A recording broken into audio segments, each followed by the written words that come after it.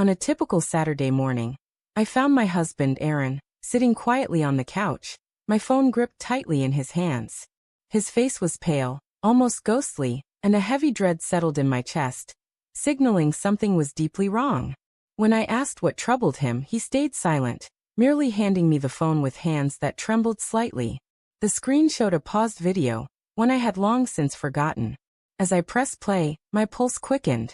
The footage dated back over a year, from a weekend escape with my friends at a seaside cottage. We were sipping drinks, laughing, and letting loose. What started as carefree fun veered into a reckless moment. A tipsy kiss with a stranger, caught on camera by a friend for a laugh. Back then, we all giggled and moved past it, never bringing it up again. I thought it was a fleeting, buried incident. But seeing Aaron's heartbroken expression as he viewed it, not angry but profoundly hurt, I understood the depth of my mistake. When the video stopped, he sat wordless for what seemed like forever, his breathing labored, eyes shimmering as if tears were close but held back. It wasn't just the kiss that wounded him.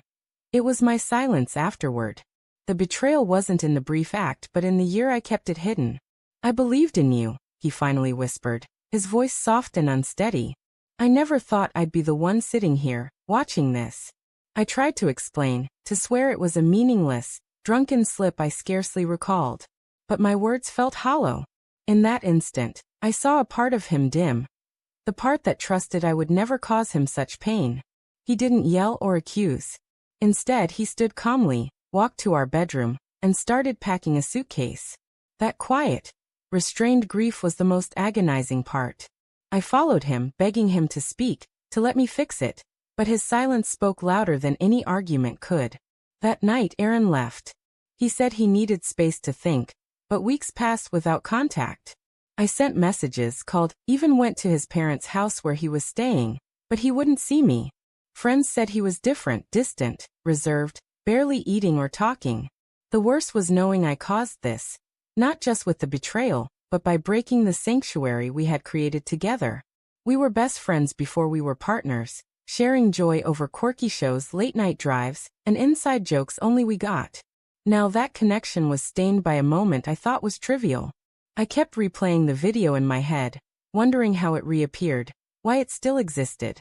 Maybe a friend had uploaded it to the cloud, and perhaps Aaron stumbled across it while using my phone for directions or photos. Whatever the reason, it felt like destiny holding me accountable for a secret I couldn't keep forever. After almost a month, Aaron sent an email. It was short. He wrote that he wasn't ready to forgive and might never be. He said he still loved me, but love alone couldn't sustain us anymore. Trust, once shattered, couldn't be easily rebuilt. His final line was, "I don't recognize you anymore." I read that email over and over, each word a painful truth.